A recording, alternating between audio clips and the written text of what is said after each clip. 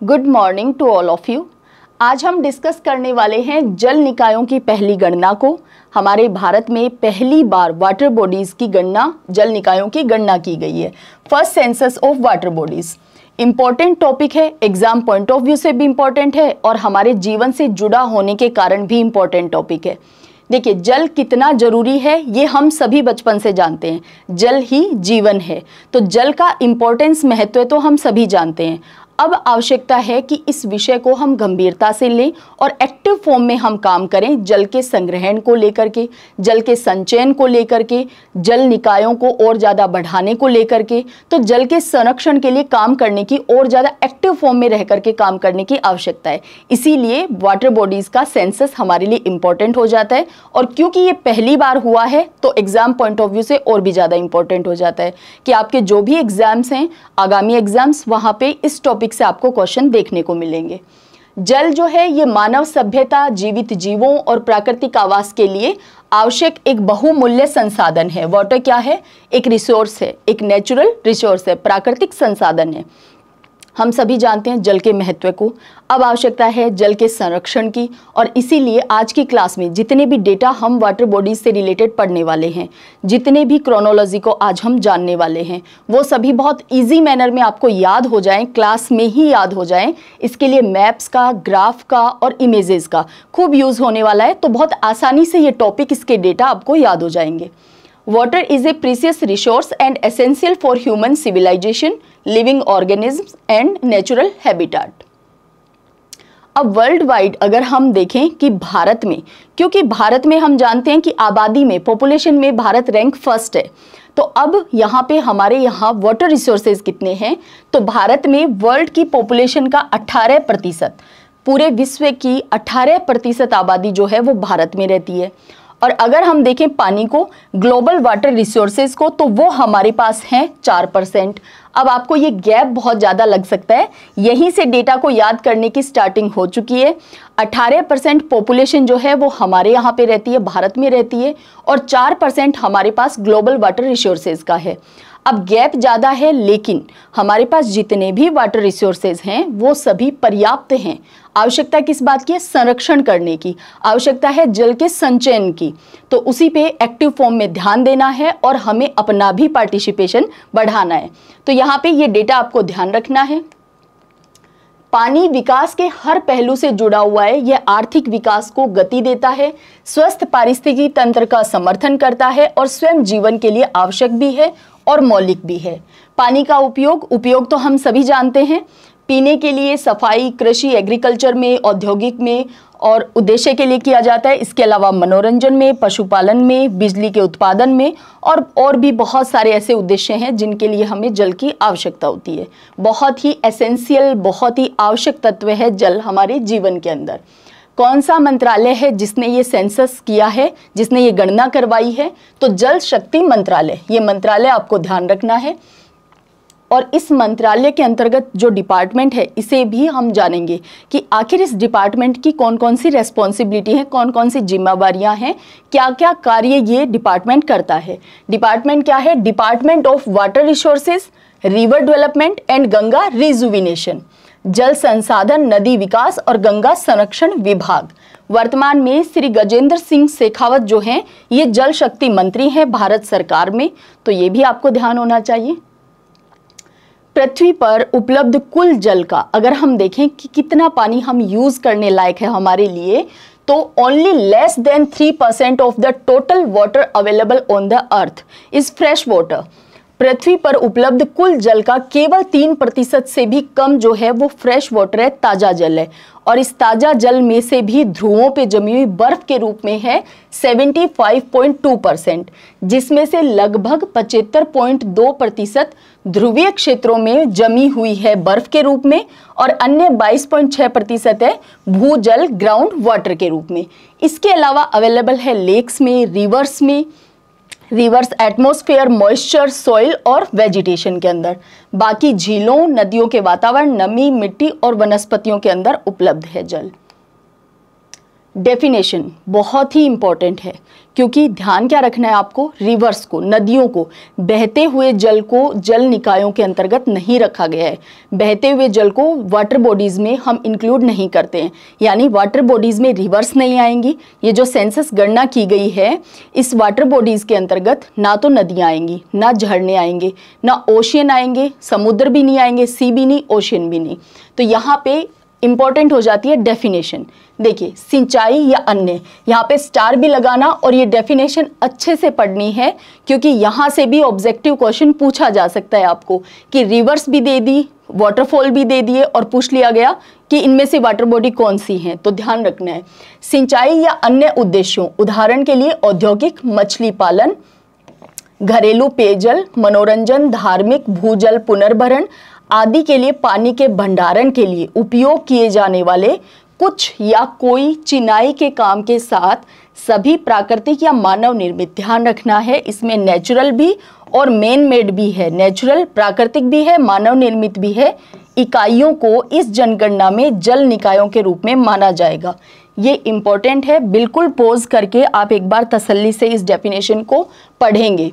देखिए, all natural और man made units bounded on all side with some or no machinery work used for storing water for irrigation or other purpose, example industrial purpose, pisciculture, domestic drinking, recreation, religious ground water recharge, इनके लिए काम में आने के लिए will be treated as water bodies in this census। तो इसमें किसे काम में लिया गया है, किसे कहा गया है जल निकाय, ये अपने आप में इंपॉर्टेंट हो जाता है कि जल निकाय किसे कहा गया है। ये आमतौर पर विभिन्न प्रकार के होते हैं जिन्हें अलग अलग नामों से जाना जाता है, जैसे टैंक, जैसे जलाशय, जैसे तालाब, जैसे बंधीज आदि। बंधीज जो है वो एंशिएंट टाइम के अंदर वाटर हार्वेस्टिंग के लिए काम में ली जाती थी, तालाब की तरह से ही। These are usually of various types known by different name like tank, reservoirs, ponds and बंधीज।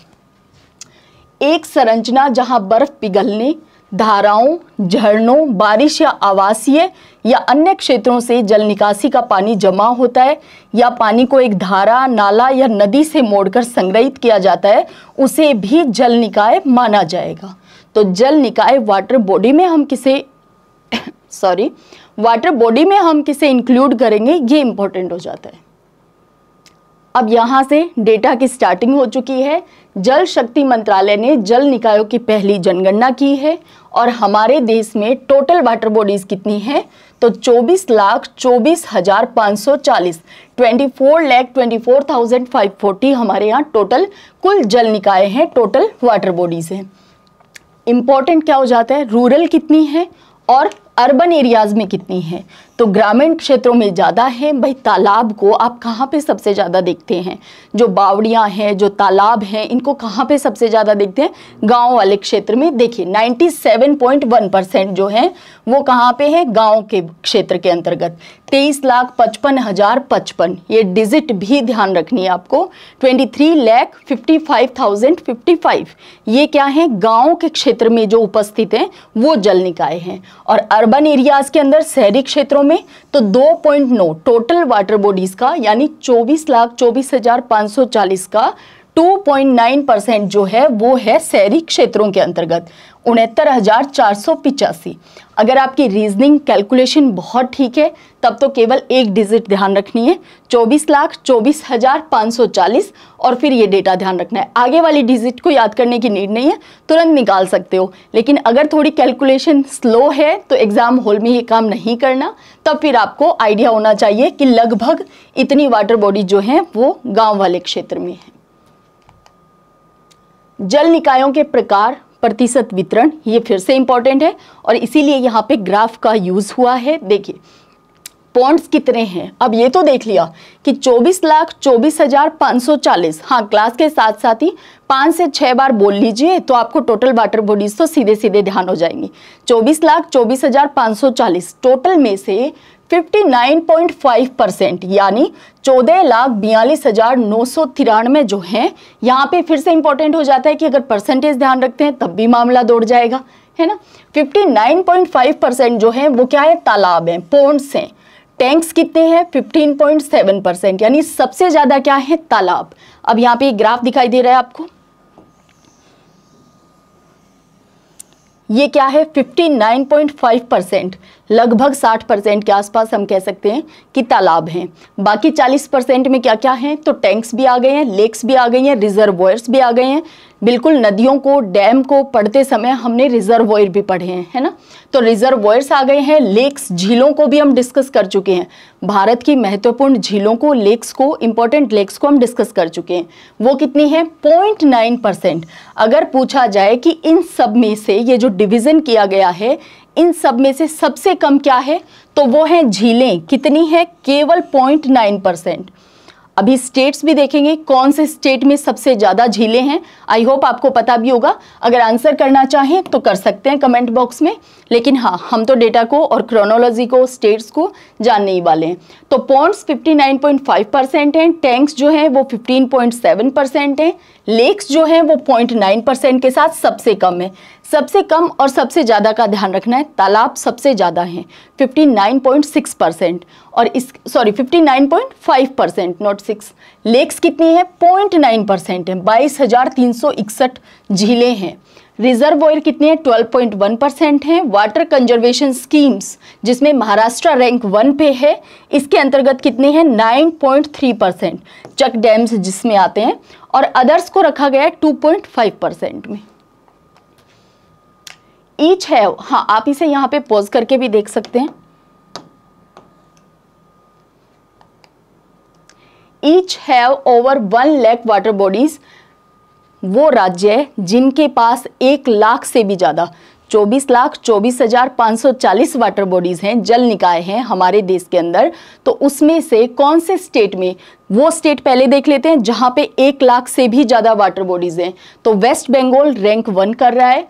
Waste Bengal, पश्चिम बंगाल में सबसे ज्यादा है। कितनी वाटर बॉडीज हैं? 7.47 लाख, 7.47 लाख वाटर बॉडीज हैं। सेकेंड नंबर पे है उत्तर प्रदेश, 2.45 लाख। आंध्र प्रदेश 1.90 लाख। जैसे ही आपका स्टेट आता है, जिस स्टेट से आप बिलोंग करते हैं, तो उस स्टेट लेवल के एग्जाम्स के लिए, पीएससी के लिए बहुत इंपॉर्टेंट हो जाता है कि आपका स्टेट कहाँ पे रैंक कर रहा है, उसका क्या डेटा है एग्जैक्टली।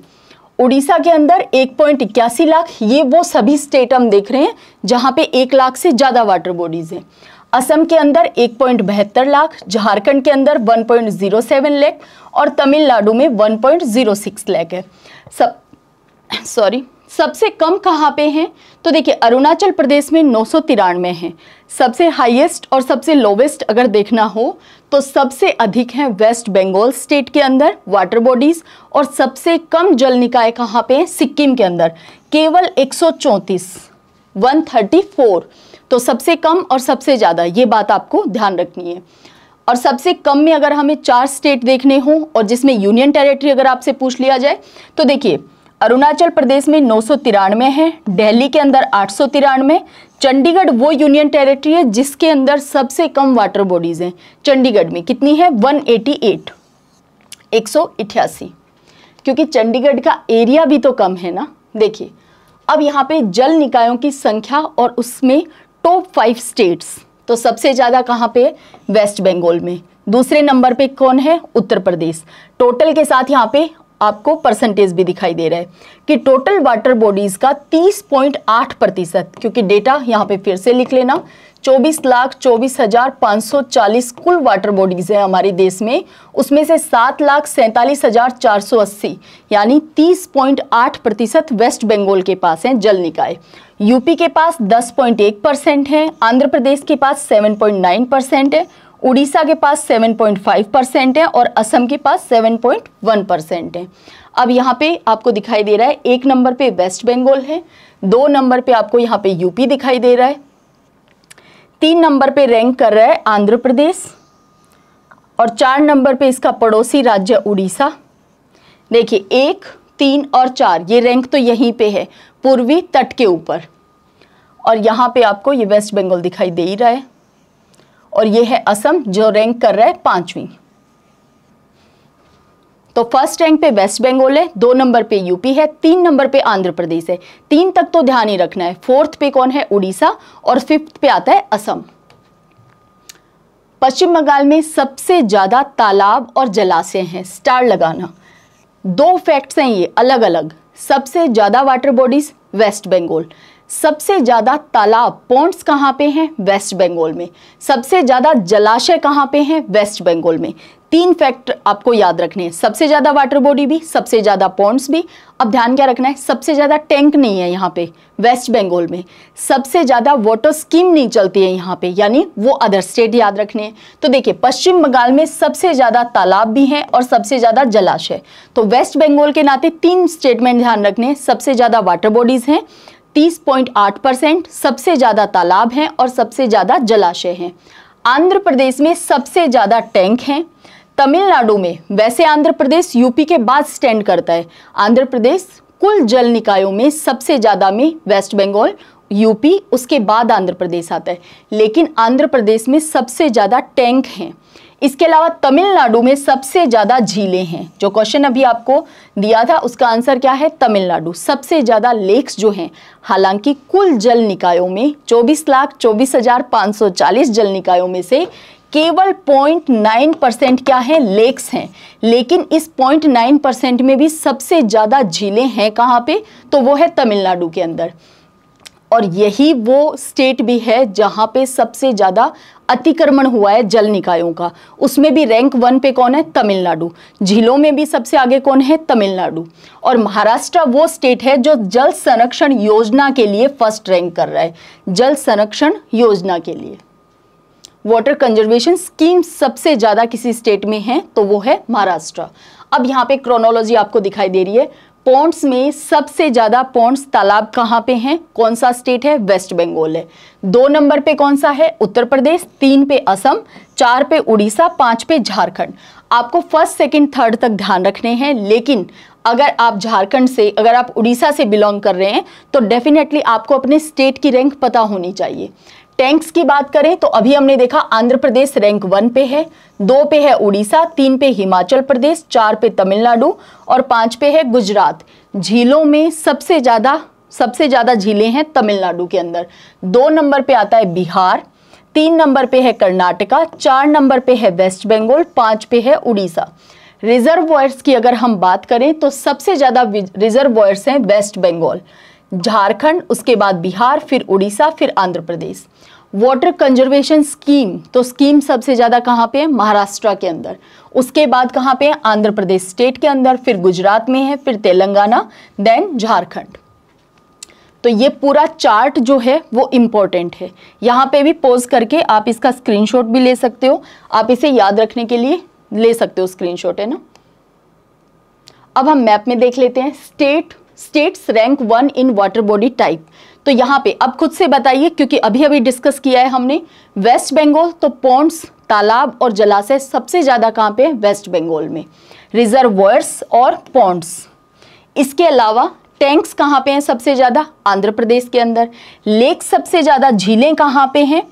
यहाँ पे तमिलनाडु के अंदर। वाटर कंजर्वेशन स्कीम सबसे ज्यादा कहाँ चल रही है? तो वो चल रही है महाराष्ट्र में। ये 5 चीजें तो आपको भूलनी नहीं है, पॉन्ड्स और रिजर्वॉयर, ये दोनों सबसे ज्यादा कहाँ पे? वेस्ट बंगाल में। झीलें तमिलनाडु के अंदर हैं और टैंक सबसे ज्यादा आंध्र प्रदेश में है और स्कीम सबसे ज्यादा महाराष्ट्र स्टेट में है। अब ये मैप के थ्रू भी आपको ध्यान रहना चाहिए।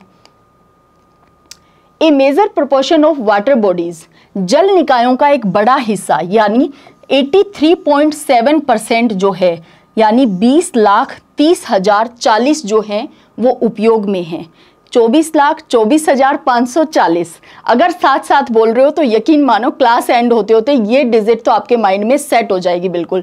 24,24,540, इसमें से 20,30,040 जो हैं वो इन यूज़ हैं, उपयोग में हैं, और बाकी बची हुई उपयोग में नहीं है। ऐसे में क्या करना होता है? केवल एक ही डेटा को याद रखना होता है कि 100% वाटर बॉडीज में से 83.7 यानी 24,24,540 में से 83.7% ऐसे हैं जिनको हम काम में ले रहे हैं। बाकी बची हुई को याद नहीं रखना, क्योंकि वो तो ऑटोमेटिक ही ध्यान आ जाएगा आपको कि बाकी कितना बचा, 16.3%, ये काम में नहीं आ रही हैं। क्यों नहीं आ रही हैं? सूख गई हैं, अतिक्रमण हो गया है, गाद है, मरम्मत नहीं हो पाई है, लवणता ज़्यादा है, अन्य किसी कारण से उपयोग में नहीं आ रही हैं। तो अब आवश्यक क्या है कि इनको भी, इनकी मरम्मत की जानी चाहिए। अतिक्रमण हुआ है तो वो नहीं होना चाहिए, यानी एटलीस्ट जितनी वाटर बॉडीज़ हमारे पास हैं उन सभी को तो हम यूज़ करें कम से कम। तो इसीलिए और ज़्यादा संसाधन की, जल संसाधन की आवश्यकता नहीं है, जो हैं हमारे पास उन्हीं के संरक्षण की आवश्यकता ज़्यादा है, जल को संग्रहण करने की आवश्यकता ज़्यादा है। रिसोर्सेज पे किसी तरह का कोई क्वेश्चन मार्क नहीं लगता है, नेचर ने किसी तरह का कोई भेदभाव नहीं किया है हमारे साथ, है ना। अधिकांश जल निकायों का उपयोग किस में किया जाता है? फिर से स्टार लगाना इंपॉर्टेंट डेटा है। सबसे ज़्यादा अगर पूछा जाए कि इतनी सारी वाटर बॉडीज़ हमारे देश में हैं, इनका यूज़ किस में होता है, तो सबसे ज़्यादा जल निकायों का, वाटर बॉडीज़ का यूज़ किया जाता है पीसी कल्चर के अंदर। मत्स्य पालन में सबसे ज़्यादा किया जाता है पीसी कल्चर, 56% वाटर बॉडीज़ को यूज़ किया जाता है मत्स्य पालन में। इसके बाद 17% को इरिगेशन, सिंचाई के अंतर्गत यूज़ किया जाता है। और यहाँ पे ग्राउंड वाटर और रिचार्ज में 12%, कि भी 12% जल निकाय तो हमारे ऐसे हैं जो फिर से भूमि के अंदर जल के रिसाव के लिए हमारे लिए काम आते हैं। इसके अलावा डोमेस्टिक और ड्रिंकिंग के अंदर 10% का यूज़ होता है। तो ये परसेंटेज फिर से अपने आप में इम्पॉर्टेंट है। सबसे ज़्यादा का तो ध्यान रखना ही रखना है मत्स्य पालन में, पीसी कल्चर में सबसे ज़्यादा मत्स्य पालन में। इसके बाद सिंचाई में, इरिगेशन में कितना? 17%। जल पुनर्भरण के अंतर्गत 12%। घरेलू और पेयजल, ड्रिंकिंग वाटर के रूप में हम कितने जल निकायों का यूज़ करते हैं? केवल 10% का। इस उद्देश्य से किया जाता है। तो फिर से इम्पोर्टेंट ग्राफ है आपके लिए, इम्पोर्टेंट इमेज है और इम्पोर्टेंट डेटा है। अब यहाँ पे फिर से एक डेटा इंपॉर्टेंट है, ऑनरशिप। ये जितने भी जल निकाय हैं इनमें से कितने सार्वजनिक हैं और कितने निजी हैं? तो यहाँ पे पब्लिक कितने हैं, सार्वजनिक क्षेत्र के पास कितने हैं? 45%। और 55% जो है ये है प्राइवेट, यानी निजी क्षेत्र के पास। तो प्रतिशत में निजी क्षेत्र के पास ज़्यादा जल निकाय हैं।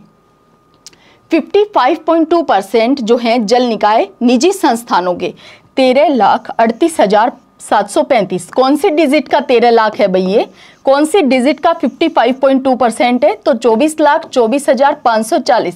सच में कमेंट के अंदर ना, सच में आप आंसर करके बताएंगे कि क्या सच में ये डिजिट जो है इतनी बार रिपीट हुई, तो क्या सच में आपको याद हो गई थी क्या एंड आते आते? तो लास्ट में है ना, कमेंट में लिखकर बताना है। तो ये 55.2% किसका? इस डिजिट का जल निकाय निजी संस्थानों के स्वामित्व में है, जबकि 44.8% जो हैं ये जल निकाय सार्वजनिक स्वामित्व के क्षेत्र में हैं।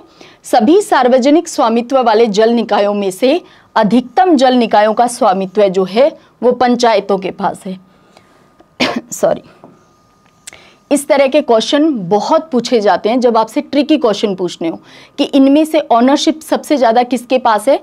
तो जितने भी सार्वजनिक क्षेत्र के, पब्लिक सेक्टर के जो वाटर बॉडीज़ हैं उनमें से सबसे ज़्यादा का स्वामित्व पंचायतों के पास है। इसके बाद राज्य सिंचाई या राज्य वाटर रिसोर्सेज डिपार्टमेंट जो है उसके पास है, उसका स्थान है। सभी निजी स्वामित्व वाले जल निकायों में से अधिकतम जल निकाय व्यक्तिगत स्वामी या किसानों के पास हैं और उसके बाद व्यक्तियों के समूह और अन्य निजी निकाय हैं। तो इस लैंग्वेज को भी आप पढ़ लेना, क्योंकि लैंग्वेज से भी क्वेश्चन पूछा जा सकता है, जरूरी नहीं है डेटा से ही क्वेश्चन पूछा जाए। मैन मेड कितने हैं? टोटल वाटर बॉडीज में से मानव निर्मित कितने हैं और प्राकृतिक कितने हैं? तो 78% हमारी जो वाटर बॉडीज़ हैं वो मैन मेड हैं और 22% जो हैं वो नेचुरल हैं। 78%। अब इतनी रीजनिंग तो आप लगा ही ले जाएंगे कि ये जो 24,24,540 है इसका 78% कितना होता है, और फिर बची हुई तो रह ही जाएंगी 22%। तो 78% होता है 18,90,463। ये किसके पास है? मानव निर्मित हैं। ये 78% मानव निर्मित हैं, जबकि बाकी जो बची हुई 22% हैं यानी 5,34,077 हैं, ये प्राकृतिक जल निकाय हैं, नेचुरल हैं, अपने आप बनी हुई हैं। जल संसाधन। अब हम इस डिपार्टमेंट के बारे में जान लेते हैं क्योंकि ये डिपार्टमेंट इंपॉर्टेंट है। हमने अभी देखा ना कि ये विभाग जो है department of water resources, river development and Ganga rejuvenation, ये विभाग काम क्या करता है, इसकी जिम्मेवारी क्या है, क्योंकि ये जल शक्ति मंत्रालय के अंतर्गत आता है ये विभाग। जल संसाधन, नदी विकास और गंगा संरक्षण विभाग मुख्य रूप से हमारे जो राष्ट्रीय संसाधन के रूप में जल के विकास के लिए जिम्मेवार है, जल के संरक्षण के लिए, और संरक्षण से भी जरूरी चीज क्या है, प्रबंधन, मैनेजमेंट के लिए नीतिगत दिशा निर्देश भी देता है और कार्यक्रम भी निर्धारित करने के लिए जिम्मेदार है। कौन? Department of water resources, river development and Ganga rejuvenation. यह जल के विविध उपयोगों के संबंध में जल योजना और समन्वय के समग्र राष्ट्रीय परिप्रेक्ष्य के लिए जिम्मेदार है। जल कानून और कानून, अंतर्राज्य और सीमा पार पानी के मुद्दों को संबोधित करना भी इसी का काम है। द्विपक्षीय और बहुपक्षीय सहयोग करना और देश के, हमारे भारत के जल संसाधनों के मूल्यांकन के लिए, उसके डेवलपमेंट विकास के लिए, उसके रेगुलेशन नियमन के लिए सामान्य नीति, दिशा निर्देश और कार्यक्रम निर्धारित करना भी इसी विभाग, इसी डिपार्टमेंट का काम है। ये जो डिपार्टमेंट है ये जल की गुणवत्ता, फिर से स्टार लगाना, ये वाटर के क्वालिटी असेसमेंट के लिए, जल की गुणवत्ता के मूल्यांकन के लिए भी जिम्मेदार है। गंगा नदी और उसकी सहायक नदियों का कायाकल्प, उनके रिजुविनेशन के लिए भी जिम्मेदार है, और अन्य नदियों का संरक्षण और उनके प्रदूषण में कमी लाने के लिए भी जिम्मेवार है। यहाँ पे फिर से स्टार लगाना, इस डिपार्टमेंट की बहुत ही इंपॉर्टेंट बात है ये। आज थोड़ा सा गला खराब है। देखिए, विभाग को अंतर्राज्यीय नदियों के नियमन और विकास से संबंधित विषय भी आवंटित किए गए हैं। अधिकरणों के अधीन निर्णयों का कार्यान्वयन करना, तकनीकी मार्गदर्शन करना, जांच करना, निकासी और सिंचाई, बाढ़ नियंत्रण और बहुउद्देशीय परियोजनाओं की निगरानी रखना, भूजल प्रबंधन करना, बाढ़ प्रूफिंग, जल भराव, समुद्री कटाव और बांध सुरक्षा करना भी इसी डिपार्टमेंट का काम है। अब यहाँ पे जो क्लास हमने पढ़ी है उसी को रिकॉल करते हैं इमेजेस के थ्रू, है ना। देखिए, जल शक्ति मंत्रालय हम जानते हैं जिसने first census of water bodies, पहली बार हमारे भारत में जल निकायों की गणना की गई है, तो मंत्रालय इंपॉर्टेंट हो जाता है। First census of water bodies, तो यहाँ पे रूरल कितनी है, 97% लगभग, अर्बन लगभग 3%, इन यूज कितनी है 84%, नॉट इन यूज कितनी है 16%। हाँ बिल्कुल, आपको तो 83 पॉइंट ध्यान रखना है ना। और यहाँ पे ऑनरशिप तो 55% जो है वो प्राइवेट सेक्टर के पास है और 45% है पब्लिक के पास। प्राइवेट सेक्टर में सबसे ज़्यादा किसके पास है, पंचायतों के पास, उसके बाद हैं राज्यों के विभागों के पास, वाटर रिसोर्सेज डिपार्टमेंट के पास। मैन मेड कितनी है 78% है, नेचुरल कितनी है बची हुई 22% है। टाइप्स ऑफ वाटर बॉडीज कौन कौन सी हैं, क्योंकि इसमें रिवर्स को हमने नहीं काउंट किया, सी को नहीं काउंट किया, इसके अलावा हमने झरनों को नहीं काउंट किया, वाटरफॉल्स को, इसमें हमने किसको काउंट किया, पॉन्ड्स हैं। कितने परसेंट, 59.5% लगभग। यहाँ पे जो डेटा है वो लगभग में दिया गया है क्योंकि हो सकता है अभी का जो एग्जाम पैटर्न है वो पॉइंटों में उतना ज़्यादा ध्यान नहीं देना चाहते जो आपके पेपर सेट करने वाले भी हैं। हाँ, आपको पता होना चाहिए कि लगभग कितना है, तो 59.5% पॉन्ड्स हमने देखा था, लेकिन लगभग 60% हम कह सकते हैं तालाब हैं। लगभग 16% तालाबों में सबसे फर्स्ट रैंक कौन कर रहा है, वेस्ट बंगाल। रिजर्वॉयर्स में वेस्ट बंगाल। टैंक्स में सबसे आगे कौन है, आंध्र प्रदेश है। रिजर्वॉयर्स में सबसे आगे कौन है, वेस्ट बंगाल। और स्कीम्स में सबसे आगे कौन है, महाराष्ट्र। झीलों में सबसे आगे कौन है, तमिलनाडु। ठीक है, तो टैंक्स कितने हैं, लगभग 16% हैं। झीलें कितनी हैं, 0.9% हैं। और वाटर कंजर्वेशन स्कीम्स 9% और रिजर्वॉयर्स लगभग 12%। अब यहाँ पे मैन मेड कितने हैं, नेचुरल कितने हैं, ये हमने देख ही लिया। वाटर स्प्रेड एरिया, देखिए ये एक ऐसा डेटा है जो कि हम देख लेते हैं, हो सकता है यहाँ से भी क्वेश्चन पूछ लिया जाए आपसे। देखिए 72% ऐसी वाटर बॉडीज हैं, ऐसे जल निकाय हैं जिनका जो एरिया है वो क्षेत्रफल जो है वो 0.5 हेक्टेयर से भी कम है। ऐसी कितनी वाटर बॉडीज हैं, बहुत ज़्यादा, 72%। कुल जल निकायों का 72% वो जल निकाय, वो वाटर बॉडीज हैं जिनका एरिया बहुत कम है, 0.5 हेक्टेयर से भी कम क्षेत्रफल है। इसके अलावा 0.5 से 1 हेक्टेयर क्षेत्रफल एरिया वाली वाटर बॉडीज कितनी है? 13%। और 1 से 5 हेक्टेयर वाली 11%, और 5 हेक्टेयर से बड़ी जिनका क्षेत्रफल, जिनका एरिया है, वो वाटर बॉडीज हैं केवल 4%। यानी ज़्यादा एरिया में फैली हुई जो जल निकाय हैं वो बहुत कम है। कितने? 5 हेक्टेयर से ज़्यादा जिनका क्षेत्रफल है वो केवल 4% है। तो ये परसेंटेज आप ध्यान रख सकते हैं। अगर आपको यहाँ से पढ़ने में इशू आ रहा है तो मैं फिर से रिपीट कर देती हूँ। वाटर स्प्रेड एरिया डिस्ट्रीब्यूशन की हम बात कर रहे हैं। 0.5 हेक्टेयर, 0.5 हेक्टेयर से भी कम जिनका एरिया है वो 72% है। 0.5 to 1%, 0.5 to 1 हेक्टेयर, आप चाहें तो अपने नोट्स में लिख भी सकते हैं इस बात को। हेक्टेयर जिनका एरिया है वो 13% है। 1 से 5 हेक्टेयर जिनका एरिया है वो 11% है, और 5 हेक्टेयर से बड़े जो क्षेत्रफल में फैले हुए जल निकाय हैं वो 4% हैं। अब यहाँ पे फिर से एक इमेज है, देखिए। Number of city town villages directly benefited, जिनको सीधे बेनिफिट होता है, तो वो कितने हैं? तो देखिए 89%। इस बात को समझ जाना कि ये बात क्या है। 89% ऐसे जल निकाय हैं, 89% ऐसी वाटर बॉडीज हैं जिनसे केवल एक ही शहर या एक ही गांव जो है वो बेनिफिट ले पाता है। ऐसी कितनी वाटर बॉडीज हैं? 89%। जैसे फॉर एन एग्जाम्पल, इंदौर के पास कोई तालाब है, उस तालाब से केवल इंदौर को ही बेनिफिट होता है। इसका मतलब एक वाटर बॉडी से एक ही सिटी या एक ही विलेज को बेनिफिट हो रहा है। जैसे आप अगर किसी गांव में रहते हैं और आपके गांव के आसपास कोई टैंक, कोई तालाब है, तो उस तालाब से केवल आपका गांव ही अगर बेनिफिट लाभ ले पा रहा है तो हम क्या कहेंगे कि इस एक वाटर बॉडी से केवल एक ही गांव जो है वो लाभ ले पा रहा है।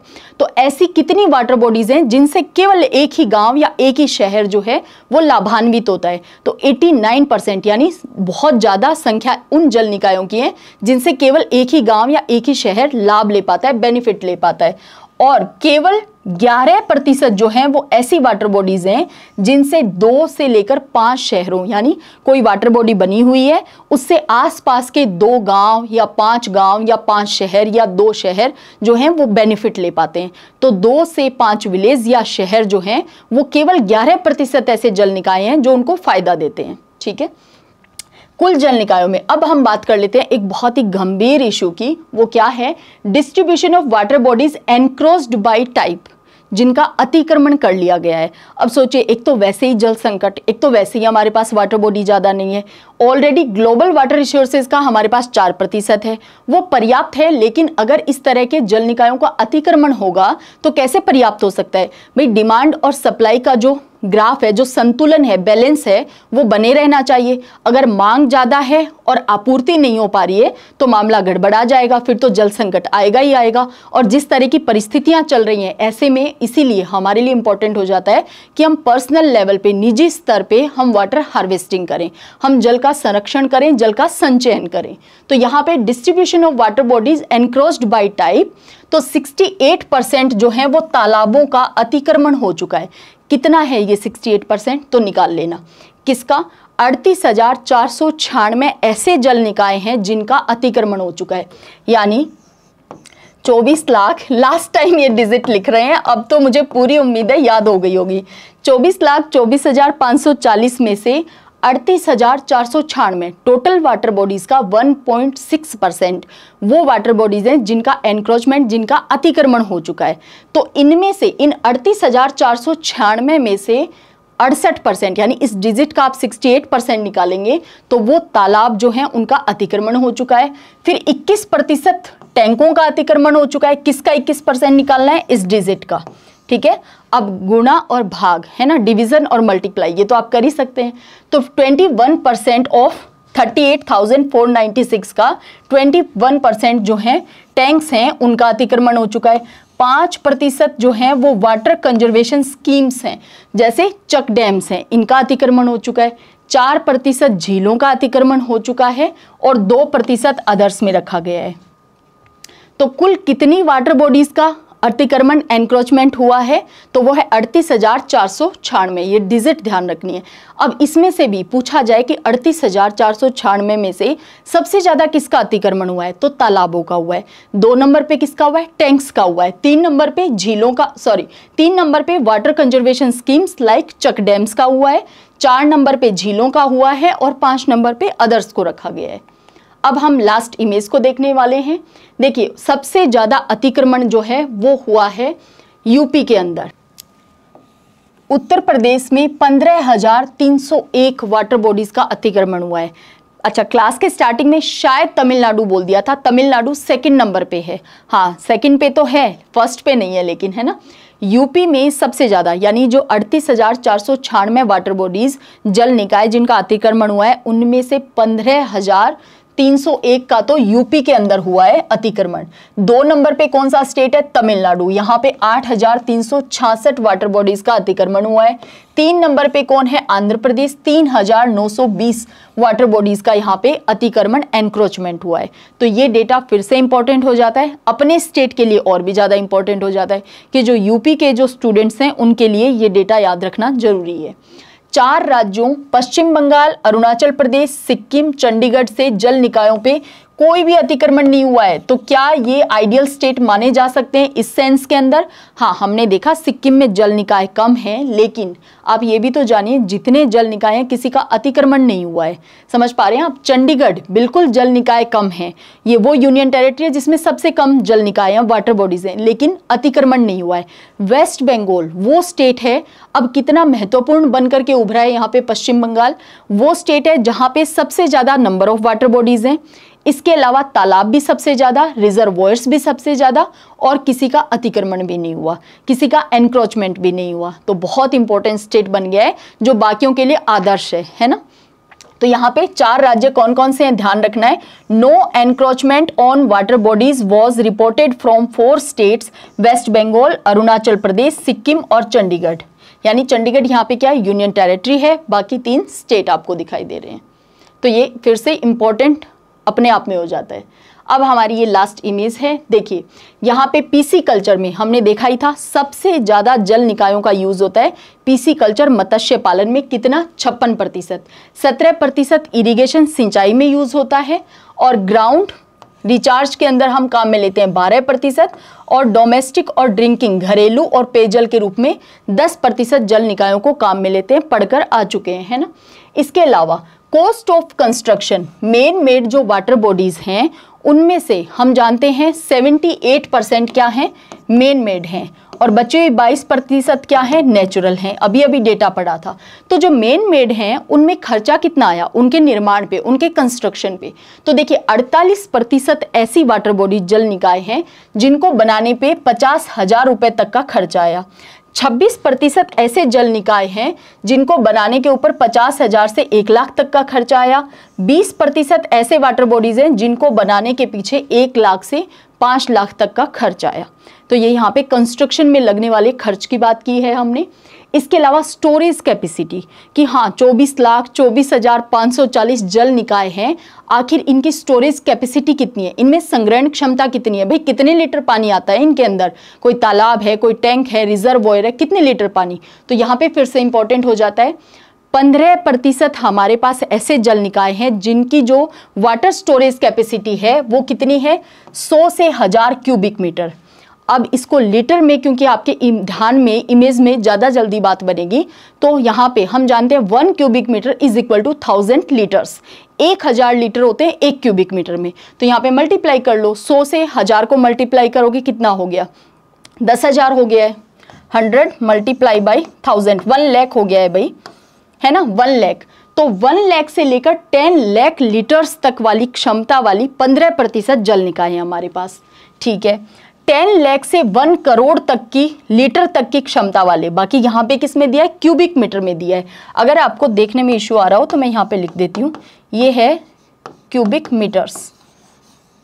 इसका मतलब क्या हुआ, 1 cubic metre is equal to 1000 litres, ये L है 1000 लीटर। तो यहाँ पे 1000 से 10,000 क्यूबिक मीटर वाली कितनी वाटर बॉडीज हैं? 50% है। और बची हुई 13% जो हैं लगभग, वो हैं 10,000 क्यूबिक मीटर से भी जिनकी क्षमता ज़्यादा है, यानी 1 करोड़ लीटर से भी जिनकी क्षमता ज़्यादा है, वो कितनी है? 13% है। तो यहाँ पे कुछ परसेंटेज फिर से इंपॉर्टेंट हो जाती हैं जिनको हमने देखा। तो ये थी आज की हमारी क्लास, जिसमें डेटा था बहुत ज़्यादा, जहाँ पे हमें क्रोनोलॉजी ध्यान रखनी है, रैंक फर्स्ट कौन कर रहा है, सेकंड कौन सा स्टेट है, थर्ड कौन सा स्टेट है। आई होप कुछ डेटा तो आपको ध्यान रह गए होंगे। और क्योंकि मैप का यूज़ हुआ है तो वेस्ट बंगाल, आंध्र प्रदेश, उड़ीसा, असम, यूपी, क्योंकि हमने 1 से 2 बार मैप में देखा तो इस नाते इंपॉर्टेंट हो जाते हैं कि वेस्ट बंगाल, फिर उसके बाद यूपी, आंध्र प्रदेश, उड़ीसा और असम, ये 5 तो रैंकिंग में आपको ध्यान रहने चाहिए क्योंकि मैप का भी यूज़ हुआ है ना। तो आई होप आपको डेटा याद करना थोड़ा सा आसान लगेगा, आपके लिए इजी प्रोसेस रहने वाली है ये कि आप इस तरह से याद कर सकते हैं। और क्योंकि एग्जाम पॉइंट ऑफ व्यू से इंपॉर्टेंट चैप्टर है, इंपॉर्टेंट टॉपिक है, क्वेश्चन पूछे जाएंगे आपको आगामी एग्जाम में, आपको देखने को मिलेंगे कि हाँ क्वेश्चन पूछा गया है, तो इंपॉर्टेंट चैप्टर है, आप इसे ठीक तरीके से याद करें। और मैंने पूरी कोशिश की है कि यहाँ पे आपको याद हो भी जाए, आई होप हो भी गया होगा। तो कमेंट सेक्शन में लिखकर बताना कितनी डिजिट याद हुई हैं। तो चलिए मिलते हैं फिर नेक्स्ट टॉपिक में। जय हिंद, जय भारत।